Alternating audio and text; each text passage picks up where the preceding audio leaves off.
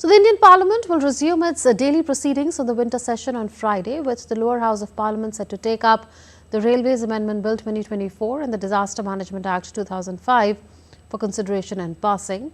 While in the upper house, Minister of State for Information and Broadcasting Dr. L. Murugan will make a statement regarding government business for the week commencing Monday. Opposition continued to disrupt the proceedings in both houses of Parliament on day 9 on Thursday.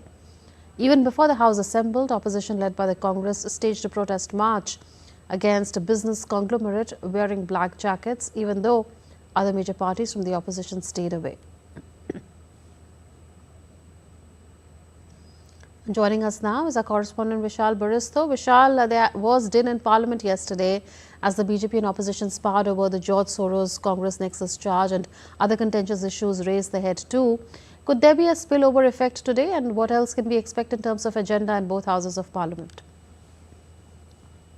Well, Munmun, you put it quite correctly, because yesterday was not the special day. It has been going on since the winter session started. And opposition went all out staging a march in the Parliament premises, which was very much not taken lightly by the Treasury, and the Parliament Affairs Minister had to come on record and saying that the opposition is not behaving the manner in which they are supposed to.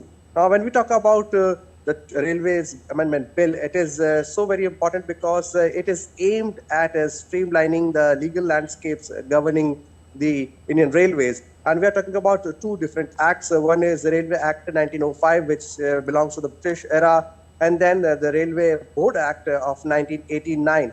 Now, the government is aiming at clubbing both these acts so that there is a better framework available for the administration of Indian Railways. And it is also looking at the recommendation of the Joint Parliamentary Committee, which made its recommendations in 1986. So all these recommendations are required to be incorporated, but the opposition sees it as a step towards privatization of Indian Railways.